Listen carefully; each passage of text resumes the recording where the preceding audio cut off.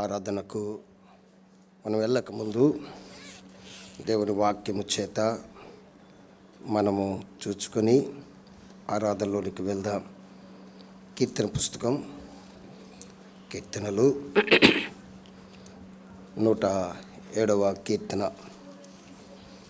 కీర్తనలు 107వ కీర్తన మొదటి 3 వచనములు అందరం కలిపి చదువుకుందాం. కీర్తనలు 107 మొదటి 3 వచనాలు అందరం కలిపి చదువుకుందాం. యెహోవా దయాళుడు, ఆయన కృతజ్ఞతాస్తులు చెల్లించుడి. ఆయన కృప నిత్యముండును. విమోచించిన వారు ఆ మాట పలుకుదురుగాక. విరోధుల చేతిలో నుండి ఆయన విమోచించిన వారును, తూర్పు నుండి, పడమటి నుండి, ఉత్తరము నుండి, దక్షిణము నుండి, నానా దేశము నుండి ఆయన ప్రోగు చేసిన వారును ఆ మాట పలుకుదురుగాక. ప్రార్థన చేసుకుందాం. ప్రేమగల తండ్రి, కృపగలిగిన దేవ, నమ్మదగిన వాడ, నీకు వందనాలు. మా ప్రభు దినములో నిన్ను ఆరాధించడానికి అయోగ్యమైన మమ్మల్ని తీసుకొచ్చావు. నీకు వందనాలు. ఆత్మతో సత్యముతో నిన్ను నీ సన్నిధిలో భయముతో వణుకుతో నిన్ను ఆరాధించడానికి మీ కృప దయచేయి నాయన. ప్రభా, ఆశగల ప్రాణాన్ని తృప్తిపరచు నాయన. నిన్ను ఏ రీతిగా ఆరాధించాలో, నువ్వు మాకేమై ఉన్నావో అది మేము ధ్యానం చేసుకొని ఆరాధించడానికి మీ కృప దయచేయి నాయన. శక్తిమంతుడు తండ్రి, ప్రభా, కనబడని తండ్రి, వాక్యం ఎత్తికెళ్ళిపోయే తండ్రి, ప్రభా, చీకటి శక్తులను మాకు విడుదల దయచేయి నాయన. నీ సన్నిధి మా చుట్టూ ఉంచు నాయన.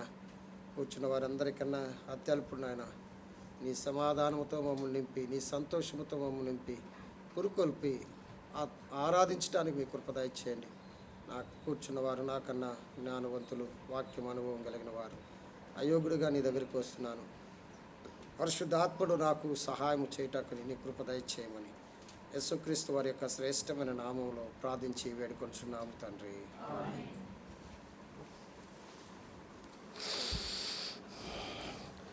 పేతురు రాసిన మొదటి పత్రిక, పేతురు రాసిన మొదటి పత్రిక మొదటి అధ్యాయము 14వ వచనం అందరం కలిపి చదువుకుందాం. పేతురు రాసిన మొదటి పత్రిక మొదటి అధ్యాయము 14వ వచనం అందరం కలిపి చదువుకుందాం. నేను పరిశుద్ధుడై ఉన్నాను గనుక మీరును పరిశుద్ధులై ఉండడని రాయబడి ఉన్నది. కాగా మీరు విధేయులగు పిల్లల వలె మీ పూర్వపు అజ్ఞాన దశలో మీకుండిన ఆశలు అనుసరించి ప్రవర్తింపక, మిమ్మను పిలిచిన వాడు పరిశుద్ధుడై ఉన్న ప్రకారము మీరును సమస్త ప్రవర్తన యందు పరిశుద్ధులై ఉండుడి. వాక్య భాగంలో పేతురు గారు ఏమి కోరుతున్నాడంటే, ప్రభువు పరిశుద్ధుడై ఉన్నట్లు మనము కూడా పరిశుద్ధులమై ఉండాలని కోరుతున్నాడు. ప్రభువు పరిశుద్ధుడై ఉన్నట్లు మనము కూడా పరిశుద్ధులమై ఉండాలి. పరిశుద్ధులమై ఉండాలి అంటే మనం ఏం చేయాలి? అక్కడ క్రింద చెప్తున్నాడు చూడండి, చదవండి. పూర్వపు అజ్ఞాన దశలో మీకుండిన ఆశలు అనుసరించి ప్రవర్తింపక. పరిశుద్ధులై ఉండాలి అంటే, పరిశుద్ధులుగా ప్రభువుని ఆరాధించాలి అంటే, మనకి ఒక అజ్ఞాన దశలో మనం చేసినవి, దేవుని కాని వాటిని పూజించేది, దేవునికి అయిష్టమైనది చేసేది, అది ఆ దశను ఏమంటున్నారంటే అజ్ఞాన దశ అంటున్నారు. అజ్ఞానముతో చేసిన దశ. అందుకనే పౌలు గారు కూడా అంటున్నారు, పితృపారంపర్యమైన వ్యర్థ ప్రవర్తన. అది పేతురు కూడా అంటున్నారు. తరువాత అన్య ఆచారములు అంటున్నాడు. అన్య ఆచారములు పౌలు గారు కూడా అంటున్నాడు. మనము పరిశుద్ధులమై ఉండాలి అని ప్రభు కోరుతున్నప్పుడు, పరిశుద్ధత కొరకు ప్రభువు మనలను పిలిచినప్పుడు మనం ఏం చేయాలంటే, పూర్వపు అజ్ఞాన దశ. మొదట మన దశ ఎటువంటి దశ అండి? అజ్ఞానం. ఎప్పుడైతే యేసు ప్రభువారిని మనము తెలుసుకున్నామో అది ఆ దశ ఏంటండి? జ్ఞానవంతమైన దశ, అజ్ఞాన దశ. ఆత్మీయ జీవితంలో కొన్ని దశలు ఉన్నాయి. అర్థమైందా? క్రీస్తును మనము నమ్మకముందు, యేసుక్రీస్తును అంగీకరించకముందు, యేసుక్రీస్తు వారిని మనము తెలుసుకోకముందు మన దశ ఏ దశో తెలుసా? అజ్ఞాన దశ. ఎందుకు అజ్ఞాన దశ అన్నారు? ఎందుకండి అజ్ఞాన దశ అన్నారు? దేవుని కాని వాటిని పూజించేది అజ్ఞాన దశ. అర్థమైందా? చేయకూడనిది చేయుట అజ్ఞాన దశ. తర్వాత దేవుని దేవునిగా మహిమపరచకపోవుట అజ్ఞాన దశ. దేవునికి ఇవ్వాల్సిన స్థానము ఇవ్వకపోవుట అజ్ఞాన దశ. అసలు దేవుణ్ణి దేవునిగానే గుర్తించకపోవుట అజ్ఞాన దశ. అందుకని పేతురు గారు అంటున్నారు, నేను పరిశుద్ధుడై ఉన్నట్లు మీరును పరిశుద్ధులై ఉండండి. పరిశుద్ధులుగా దేవుడు మనలను చేయడానికి మనం ఏమి విడిచిపెట్టాలంటే అజ్ఞాన దశను విడిచిపెట్టాలి. అజ్ఞానముతో మనం ఉండకూడదు, జ్ఞానము కలిగి ఉండాలి. ఒక క్లాస్ రూమ్లో చాలామంది విద్యార్థులు ఉంటారు. కొంతమంది కొద్దిగా బాగా చదివిన వారు ఉంటారు, మిగతా వారందరూ కూడా అజ్ఞాన దశలోనే ఉంటారు. స్కూల్కి వస్తున్నాం, వెళ్తున్నాం, పుస్తకాలు మోస్తున్నాం, పెడుతున్నాం, తింటున్నాం, క్యారేజ్ అంతే. కానీ కొంతమంది వస్తారు, వచ్చినది నేర్చుకునే వారిగా ఉంటారు.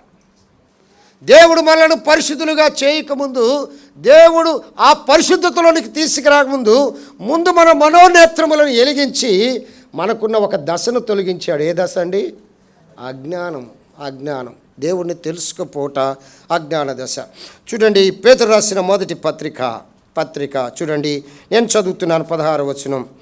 కాగా మీరు విధేయులకు పిల్లలై మీ పూర్వపు అజ్ఞాన దశలో మీకుండిన ఆశలను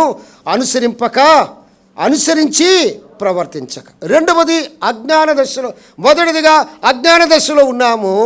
రెండవది చూచినట్లయితే మనం ఏం చేస్తున్నాం అండి? మనకుండిన ఆశలను అనుసరించి ప్రవర్తిస్తున్నాం. మనకుండిన ఆశలు, ఎన్నో ఆశలు ఉన్నాయి, ఆ ఆశలను అనుసరించి ప్రవర్తించాం. ఒకప్పుడు దేవుణ్ణి ఎరగని స్థితిలో అజ్ఞాన దశలో ఉన్నాము. మనకుండిన ఆశలను మనము అనుసరిస్తూ ప్రవర్తిస్తున్నాం. మన మనసుకు ఏది నచ్చితే అది చేస్తూ, మనము దేని పడితే దాన్ని పూజిస్తూ, లేకపోతే మన పాపేచ్ఛలందు మనము జీవిస్తూ మనకున్న ఆశలను అనుసరిస్తూ ప్రవర్తించాం. అది పరిశుద్ధత కాదు. దేవుడు మనల్ని పరిశుద్ధులుగా చేయడానికి ఏం చేశాడంటే జ్ఞాన దశలోనికి తీసుకొచ్చాడు. దేవుడి చిత్తం ఏంటో మనకు తెలియజేశాడు. చూడండి, మిమ్మను పిలిచిన వాడు పరిశుద్ధుడై ఉన్న ప్రకారము మీరును సమస్త ప్రవర్తన యందు ఎలా ఉండాలండి? పరిశుద్ధత ఉండాలి. దేవుని యొక్క మాధ్యమలో, మన జీవితంలో, మన సాక్ష్యములో పరిశుద్ధత కలిగి ఉండాలి. పరిశుద్ధతయే అనుకూలము కదండి ఆయనకు. పరిశుద్ధతయే అనుకూలం. పూర్వము మన అజ్ఞాన దశ, పాప దశ, అజ్ఞానములో ఏవేవో చేసి వచ్చాం. దేవుడు నిన్ను వెలిగించాడు, దేవుడు నిన్ను రక్షించాడు. దేవుడు నీ కొరకు ప్రాణం పెట్టి రక్తము కార్చి నీ పాపములను క్షమించి నీ కొరకే గొప్ప నిరీక్షణ ఇచ్చి మృత్యుంజయుడై ఆ గొప్ప వాగ్దానముతో ఆ పరదేశును పరలోకమును ఇవ్వడానికి ఇష్టపడిన ఆ జ్ఞాన దశలోనికి నిన్ను తీసుకొచ్చాడు. ఆ జ్ఞాన దశలోనికి నిన్ను నువ్వు దేవుణ్ణి ఆరాధించడానికి మూలం ఏంటో తెలుసా? ఒకప్పుడు నేను అజ్ఞాన దశలో ఉన్నప్పుడు నీ సువార్త ద్వారా నాకు వెలిగించిన సువార్త ప్రకాశమును బట్టి నీకు వందనాలయ్యా. నా మనోనేత్రాలు ఏం చేసావు? వెలిగించి నాకు జ్ఞానము దయచేసావు. క్రీస్తుని గూర్చిన జ్ఞానము దయచేసావు. దానిని బట్టి నీకు వందనాలు. నా పూర్వముండిన ఆశల ప్రకారం నేను జీవిస్తూ వచ్చాను, కానీ నన్ను పరిశుద్ధుడిగా మార్చడానికి నువ్వు ఇష్టపడ్డావు దేవా అని ప్రభుని మనము ఆరాధించాలి. చూడండి, 18, 19 అందరూ చదువుకుందాం. మొదటి పేతురు పత్రిక 1వ అధ్యాయము 18, 19 వచనాలు అందరం కలిపి చదువుకుందాం. చూడండి, పితృపారంపర్యమైన మీ వ్యర్థ ప్రవర్తన విడిచిపెట్టినట్లుగా వెండి బంగారముల వంటి క్షయ వస్తువుల చేత మీరు విమోచింపబడలేదు, కానీ అమూల్యమును రక్తము చేత, అనగా నిర్దోషమును నిష్కలంకమునగు గొర్రె పిల్ల వంటి క్రీస్తు రక్తము చేత మీరు విమోచింపబడితేరని మీరు ఎరుగుదురు కదా. 2 వచనాలలో 2 ప్రాముఖ్యమైన విషయాలు ఉన్నాయి. పేతురు రాసిన మొదటి పత్రిక 1వ అధ్యాయం 18వ వచనములో మనము ఎలా విమోచింపబడలేము అని తెలియజేస్తుంది. 19వ వచనములోను మనము ఎలా విమోచించబడగలము? 18వ వచనములో మనము ఎలా విమోచింపబడలేము? వెండి చేత, బంగారము చేత, క్షయమైన వస్తువుల చేత మనము విమోచింపబడలేము. క్షయమైన వస్తువుల చేత మనం విమోచించాం. 19వ వచనములో మనము ఎలా విమోచించబడగలమో తెలుసా అండి? ఎలాగండి? అమూల్యమైన రక్తము చేత, అనగా నిర్దోషమును నిష్కలంకమగు గొర్రెపిల్ల వంటి క్రీస్తు రక్తము చేత విమోచింపబడతారని మీరు ఎరుగరా? గమనించండి, మనం ఎలా విమోచింపబడలేదు? బంగారము చేత కానీ, వెండి చేత కానీ, క్షయమైపోయిన వస్తువుల చేత కానీ మనం విమోచింపబడలేదు. మన విమోచన చాలా అమూల్యమైనది, చాలా అమూల్యమైనది. ఎంత అమూల్యమైనదంటే ఆయన ప్రాణము పెట్టినంత విలువైనది. విమోచన అనే మాటకు హెబ్రీ భాషలో ఏముందంటే గాల్ అంటారు. గాల్ అంటే దాని అర్థం ఏమిటో తెలుసా అండి? దాని అర్థం ఏంటో తెలుసా? Hopeless helpless. అంటే నిరీక్షణ లేదు, సహాయము లేదు. నిరీక్షణ లేదు, సహాయము లేదు. అటువంటి వ్యక్తికి దేవుడు, అటువంటి వారిని విడిపించడానికి దేవుడు ఇష్టపడేవాడుగా ఉన్నాడు. మనకు ఒక నిరీక్షణ లేదు, మనకు సహాయం చేసేవారు ఎవరు కూడా లేరు. అటువంటి వ్యక్తిని విడిపించాలంటే సహాయము చేసే వ్యక్తికి అవసరము, విడిపించే వ్యక్తి అవసరము కదండి. ఇప్పుడు ఉదాహరణకి నేను చాలా ఒక అప్పులో ఉన్నాను అనుకోండి. 1,00,000 రూపాయల అప్పులో ఉన్నా, ఊరికే చెప్తున్నాను ఉదాహరణగా. నేను 1,00,000 రూపాయల అప్పులో ఉన్నాను అనుకోండి. నాకన్నా బీదవాడి దగ్గరికి వెళ్ళి అయ్యా 1,00,000 రూపాయలు తీర్చగలవా అంటాడు. ఏమంటాడు? మాట్లాడడానికి మేనస్ ఉండాలని మీకు, మాట్లాడడానికి ఎలా వస్తానండి మాటలు అంటారు. నాకన్నా గొప్పవాడి దగ్గరికి వెళ్ళి అయ్యా 1,00,000 రూపాయలండి అంటే వాడు ఏమంటాడు? వాడు చేయడానికి సామర్థ్యం. మనలను విమోచించే దేవుడు ఎంత సామర్థ్యము గలవాడో తెలుసండి. వెండి మనల్ని విమోచించలేదు, బంగారము మనల్ని విమోచించలేదు, ఈ క్షయమైన వస్తువులు మనల్ని విమోచించలేదు. కానీ 18వ వచనంలో వాటి ద్వారా మనకు విమోచన లేదు. 19 అంటాడు, అమూల్యమైన రక్తము చేత మీరు ఏమయ్యారండి? విమోచించబడ్డారు. మన విమోచకుడు ఎటువంటి వాడో తెలుసా అండి? చూడండి, యెషయా గ్రంథం. ఆయన ఎంత శక్తిమంతుడో, నన్ను విడిపించేవాడు ఎంత శక్తిమంతుడై ఉండాలి, సరిపోయిన వాడు ఉండాలి. నన్ను విడిపించడానికి, నన్ను విమోచించడానికి అతనికి సామర్థ్యం ఉండాలి. సామర్థ్యం లేకపోతే ఎలా? పాపము చేసేవాడు పాపిని విడిపించలేడు. పాపములో ఉన్న దేవుళ్ళు అనేవారు పాపిని విడిపించలేరు. పాపరహితుడే పాపిని విడిపించగలడు. ఆ సామర్థ్యము యేసుక్రీస్తులోనే ఉంది. ఒకరిని విడిపించాలంటే అతనికి సామర్థ్యం ఉండాలి. ఒకరిని విమోచించాలంటే ఆయనకు ఒక అర్హత ఉండాలి. అటువంటి వారే పాపము నుండి విడిపించగలరు. మన ప్రభువుకున్న అర్హత చూడండి. మన విమోచకుడు ఎటువంటి వాడో చూడండి. యెషయా గ్రంథము 41వ అధ్యాయం 14వ వచనం. యెషయా గ్రంథము 41వ అధ్యాయం 14వ వచనం. పురుగు వంటి యాకోబు, స్వల్ప జనమగు ఇశ్రాయేలు, భయపడుకుని నేను నీకు సహాయం చేయుచున్నాను అని నీ విమోచకుడు ఇశ్రాయేలు యొక్క పరిశుద్ధ దేవుడు. మన విమోచకుడు సామాన్యుడు కాదు, పరిశుద్ధుడు, పాపము లేనివాడు. ఒక పాపిని రక్షించలేడు. ఒక పాపము చేసిన వాడు పాపము నుండి బయటకు లాగలేడు. మునిగినా, తేలినా, చెంపలేసుకున్నా, తీర్థయాత్రలు చేసినా కూడా ఒక పాపిని రక్షించలేడు. నిన్ను విమోచించడానికి నా ప్రభువుకున్న గొప్ప లక్షణం ఏంటి తెలుసా? పరిశుద్ధుడు. సామర్థ్యం ఉండాలి. ఒకరిని విమోచించాలంటే సామర్థ్యం ఉండాలి. ఒకరిని రక్షించాలంటే సామర్థ్యం ఉండాలి. అంతకన్నా తక్కువ వాడు విమోచించలేడు. అతడు పరిశుద్ధుడు, పాపము లేనివాడు. నాలో పాపం ఉందని మీలో ఎవరైనా నిరూపించగలరా అని అంటున్నాడు. నన్ను విమోచించిన దేవుడు ఎటువంటి వాడండి? పరిశుద్ధుడు. చదవము ఒక్కసారి 41:14. పురుగు వంటి యాకోబు, స్వల్ప జనమగు ఇశ్రాయేలు, భయపడకుడి, నేను నీకు సహాయము చేయుచున్నాను అని చూడండి. నీ విమోచకుడు ఇశ్రాయేలు పరిశుద్ధ దేవుడు, పరిశుద్ధుడు. ఆయన ఎటువంటి వాడండి? సామర్థ్యం ఉంది ఆయనకి. ఆయన విమోచించగలడు. నా పెనాల్టీ ఆయనే కట్టగలడు. అర్థమైందా? మరొక వ్యక్తుల కొరకు పెనాల్టీ చెల్లించలేదు. నా పాపం కొరకు మరొక వ్యక్తి క్రయధనము చెల్లించలేదు. నా పాపం కొరకు ఇంకొకరు మరణించలేదు. నా పాపం శిక్ష ఇంకొకరు భరించలేదు. ఆ పరిశుద్ధుడే ఈ పాపినైన నన్ను రక్షించాడు. ఆ పరిశుద్ధుడే ఈ పాపులమైన మనల్ని రక్షించాడు. సామర్థ్యం ఉండాలి విమోచకుడికి.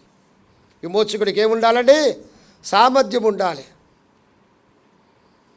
చూడండి, మనం ఒక ఇంటర్వ్యూస్కి వెళ్ళాము, జాబ్కి ఇంటర్వ్యూకి వెళ్ళామనుకోండి, ఎన్ని పరీక్షలు పెడతారండి? ఎన్ని పరీక్షలు దేని కొరకు పెడతారు?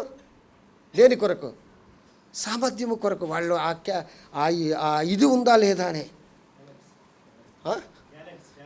టాలెంట్ వేరు, సామర్థ్యం వేరు. అర్థమైందండి? ఎన్ని పరీక్షలు పెడతారు?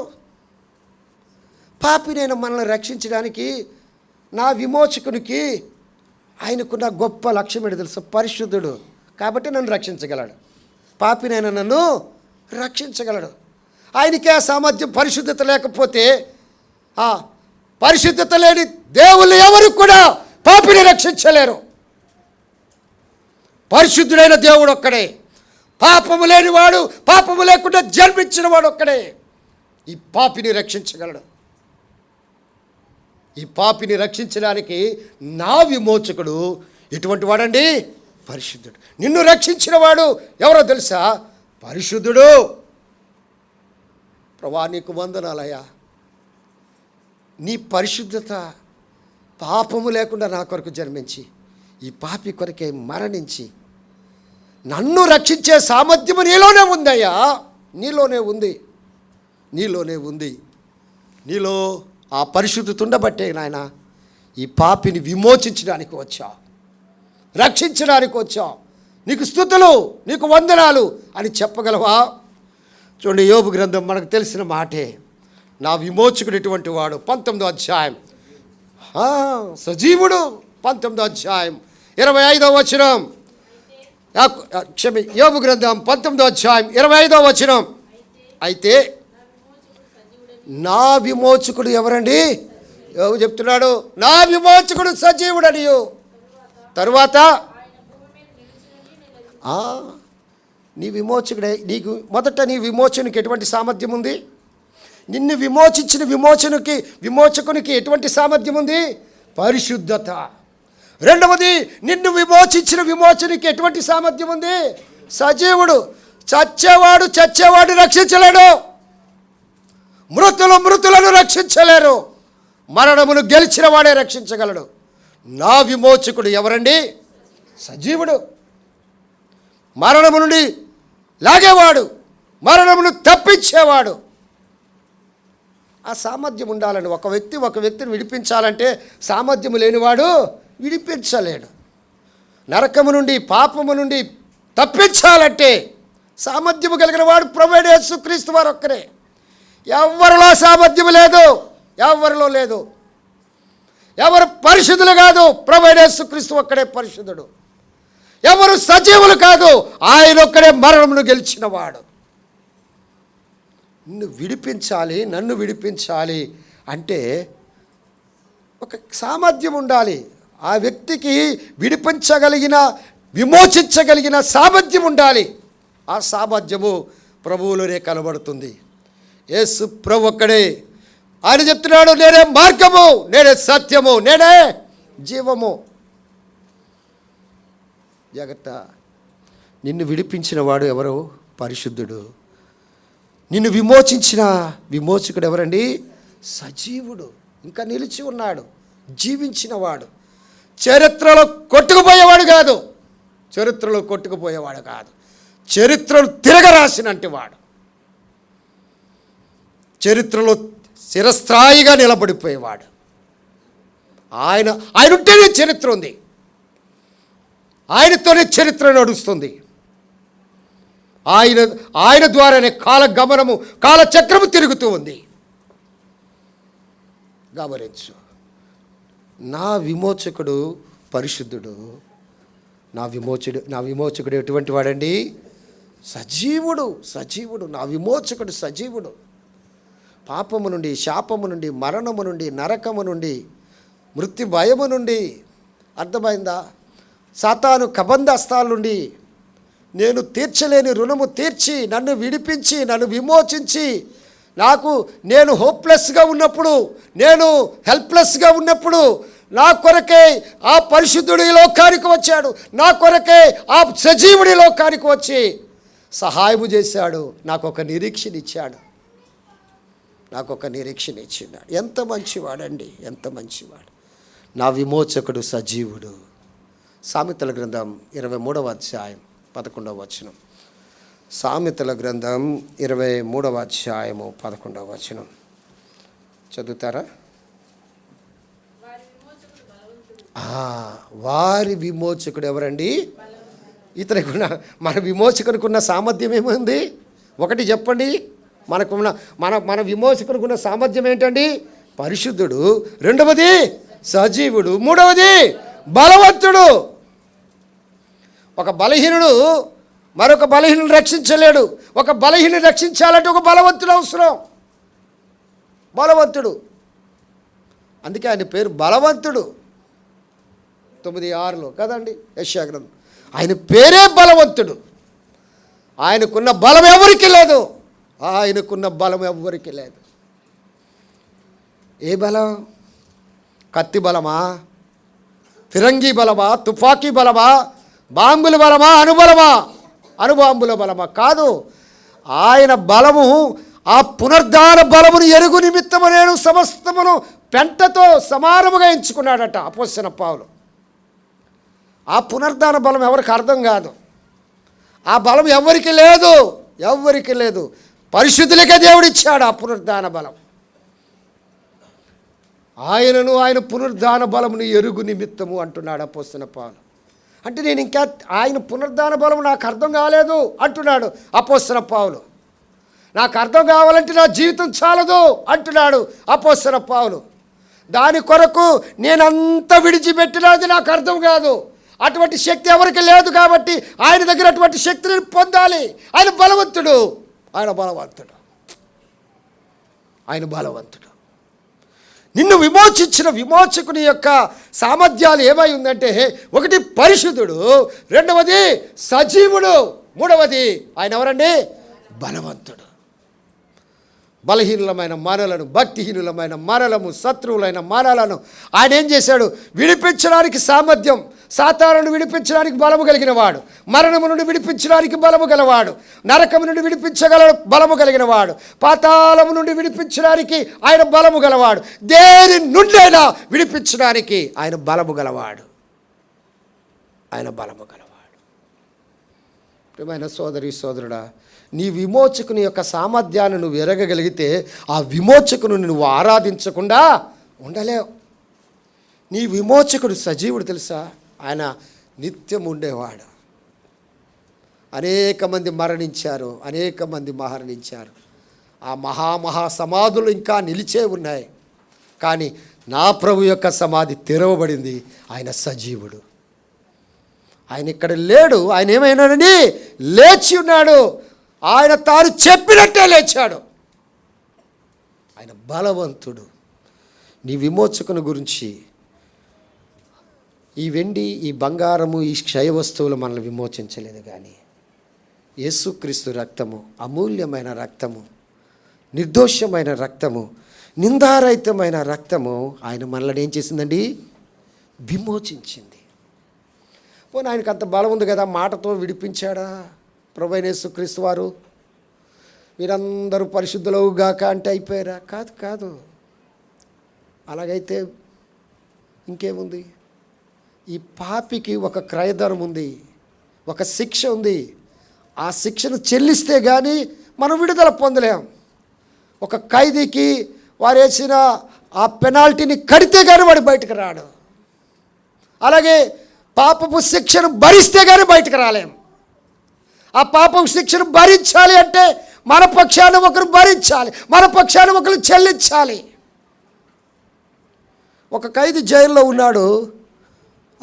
జడ్జి గారేమో ఇంత కట్టండి పెనాల్టీ వేశారు. జైల్లో ఉండేవాడు కట్టలేడు కదా. బయట ఎవరో, బయట వారి బంధువులు, వారి అన్నదమ్ములు, వారి అక్క చెల్లెల్లో, లేకపోతే వారి స్నేహితులు ఎవరో ఏం చేస్తారు, పరిగెట్టి వెళ్తాడు, ఆ డబ్బు తీసుకొస్తాడు. ఆ యొక్క ఏం చేస్తారండి, వీడు పోలీస్ కస్టడీలోనే ఉంటాడు, వీడి చెరసాల్లోనే ఉంటాడు. వీడి కొరకు మరొకరు ఏం చేస్తారు, బయట పని చేసి దాన్ని చెల్లించి ఆ పత్రం తీసుకొచ్చి వీళ్ళకి చూపిస్తే వీడు ఎలా వస్తాడు, బయటకి దర్జాగా వస్తాడు. ప్రభు అదే పని చేశాడు. మధ్యవర్తిగా ప్రభు అదే పని చేశాడు. ఏం చేశాడో తెలుసా, ఆ పెనాల్టీ ఆయన కట్టాడు.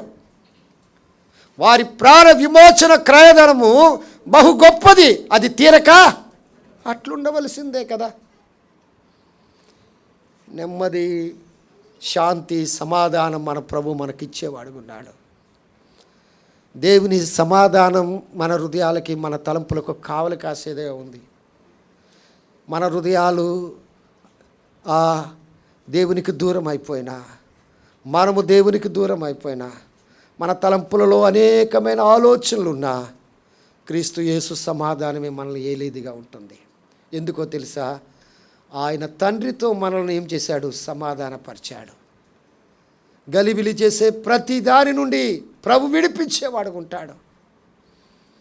కానీ కనబడని అంధకార చీకటి శక్తుల నుండి ప్రభు వల్ల విడిపించేవాడుకున్నాడు. నా విమోచకుడు ఎటువంటి వాడండి, బలవంతుడు. ఆ సామర్థ్యం ఆయనకు ఉంది. ఇంకొక మాట చూద్దామా, కీర్తన పుస్తకం 78వ కీర్తన 35వ వచనం. కీర్తన పుస్తకం 78వ కీర్తన 35వ వచనం చదవమ్మా. ఆశ్రయ దుర్గమనియు, ఈయన ఎటువంటి వాడండి, నా విమోచకుడు ఎటువంటి వాడు, మహోన్నతుడు. మహోన్నతుడు, అందరికన్నా ఉన్నతమైన వాడు. చదువు, మరొక్కసారి చదువమ్మా. దేవుడు తమకు ఆశ్రయమనియు, మహోన్నతుడైన దేవుడు. మనకు ఎవరండి, ఎటువంటి వాడు మన విమోచకుడు, మహోన్నతుడు. మర్చిపోద్దండి. ఒకటి, మన విమోచకుడు ఎవరు, పరిశుద్ధుడు. మన విమోచకుడు ఎవరు, సజీవుడు. మన విమోచకుడు ఎవరు, బలవంతుడు. మన విమోచకుడు ఎవరు, ఉన్నతమైన వాడు. ఉన్నతమైన వాడు, ఆయనకు మించిన వారు మరొక లేరు. అటువంటి వాడు నీ కొరకు ప్రాణం పెట్టాడు. అటువంటి ఆ ప్రభువారే నీ కొరకు రక్తము గార్చాడు. ఎందుకో తెలుసా, నిన్ను విమోచించి, నేను పరిశుద్ధుడు కనుక మీరు పరిశుద్ధులై ఉండాలని. ప్రభువా, ఇంత గొప్పవాడివి నా కొరకు ఎందుకయ్యా ఇంత ప్రేమ చూపించా, ఇంత ప్రేమ. చాలా లక్షణాలు ఉన్నాయి మన విమోచకుని యొక్క లక్షణాలు. ఒక దరిద్రంలో ఉన్నవాడు మరొక దరిద్రుడు విమోచించలేడు. ఒక దరిద్రంతో ఉన్న వ్యక్తిని మరొక ధనికుడు విమోచించగలడు. ఆ ధనికుడే మన ప్రభు అయిన యేసుక్రీస్తు. ఒక బలహీనుడు విమోచించలేడు. ఒక బలహీనుని విమోచించాలంటే ఒక బలవంతుడు అవసరం. ఆయనే నా ప్రభు అయిన యేసుక్రీస్తు వారు. ఒక మృతుని విమోచించలేడు. ఒక మృతుని విమోచించాలంటే, ఒక చచ్చిలోని విమోచించాలంటే ఒక సజీవుడు అవసరము. ఆ సజీవుడే, ఆ మృత్యుంజయుడే నా ప్రభువైన యేసుక్రీస్తు వారు. ఒక పాపిని విమోచించలేడు. ఒక పాపిని విమోచించాలంటే ఒక పరిశుద్ధుడు అవసరము. ఆ పరిశుద్ధుడే ప్రభువైన యేసుక్రీస్తు వారు. ఒక దీనదశలో ఉన్నవాడిని విమోచించలేడు. ఒక దీనదశలో ఉన్నవాడిని ఒక మహోన్నతుడే విమోచించగలడు. ఆయనే నా ప్రభువైన యేసుక్రీస్తు. మన ప్రభు ఎంత గొప్పవాడు, మన విమోచకుడు ఎంత శ్రేష్టమైన వాడు చూడండి. అటువంటి వారు ఎవరైనా ఉన్నారా లోకములో? పాపంలోనే పుట్టారు, పాపంలోనే జీవించారు, పాపముతోనే వారు పతనమైపోయారు. మరొక పాపిని రక్షించడానికి వారికి సామర్థ్యం లేదు. వారికి సామర్థ్యము లేదు. బలహీనముగానే పుట్టారు, బలహీనముగానే వారి రాజ్యాలు కూలిపోయాయి. వారికి సామర్థ్యము లేదు. మన ప్రభు, నా ప్రభు, ఆయన పరిశుద్ధుడు, నా ప్రభు బలవంతుడు, నా విమోచకుడు సజీవుడు, నా విమోచకుడు మహోన్నతుడు. అటువంటి వ్యక్తి మన కొరకు ఏం చేశాడు తెలుసా? 1 తిమోతిలకు రాసిన పత్రిక 2వ అధ్యాయం 6వ వచనం. 1 తిమోతిలకు రాసిన పత్రిక 2వ అధ్యాయం 6వ వచనం. 2వ అధ్యాయం 6వ వచనం చదవమ్మా. ఈయన 5వ వచనం కూడా చదవమ్మా. దేవుడు ఒక్కడే, దేవునికిని మధ్యవర్తి ఒక్కడే.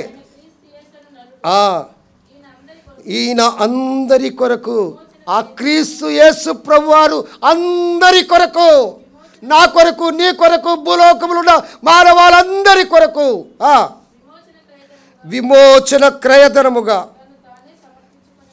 తనంతట తానే సమర్పించుకున్నాడు. ఆ సామర్థ్యం ఉన్నవాడు ప్రభు అయిన యేసుక్రీస్తు వారు ఒక్కరే. నన్ను విమోచించడానికి ఆయన సామర్థ్యము కలిగిన వాడు.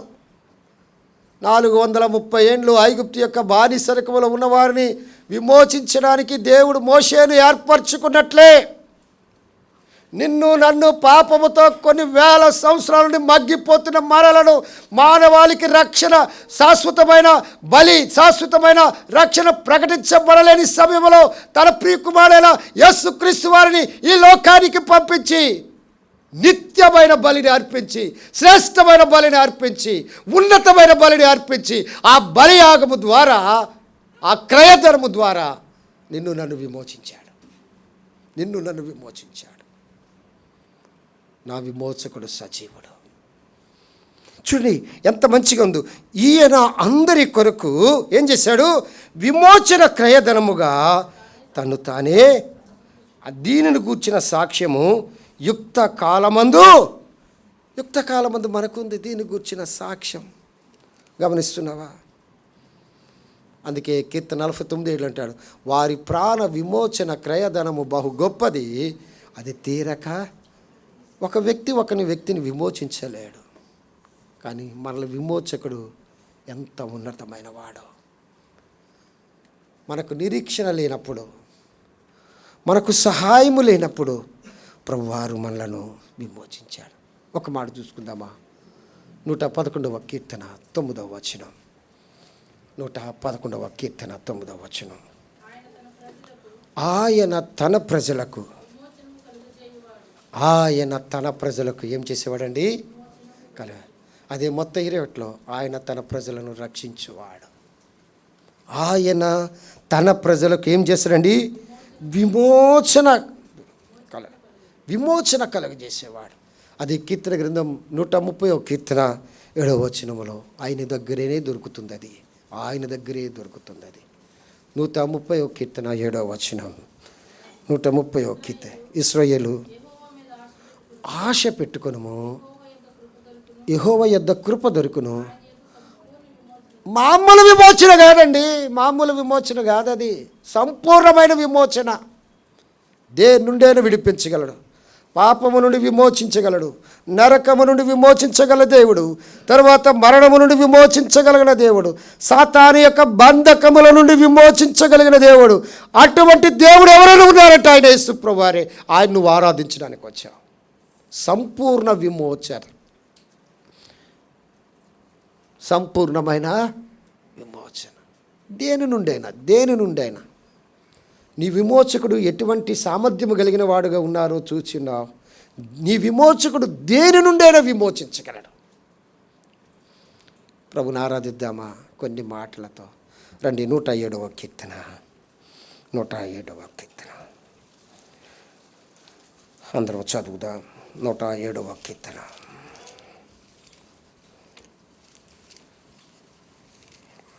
మొదటి 3 వచనాలు అందరం కలిపి చదువుకొని ఆరాధనలకు వెళ్దాం. 107వ కీర్తన మొదటి 3 అందరం కలిపి చదువుదాం.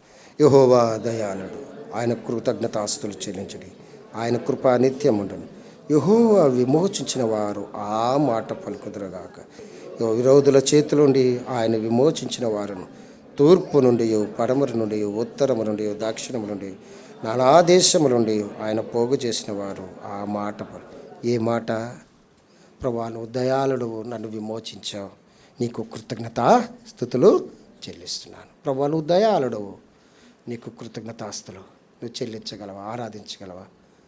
ప్రభువా, నేనున్న స్థితి నువ్వు చూచి వెండి బంగారముల వంటి క్షయ వస్తువుల చేత నేను విమోచించబడలేదయ్యా. 18వ వచనములో నేను ఎలా విమోచించబడి నీ రక్తము చేత విమోచించబడ్డాను. 19వ వచనములో ప్రభువా, నువ్వు పరిశుద్ధుడు, పాపినైనా నన్ను విమోచించడానికి శక్తిమంతుడు.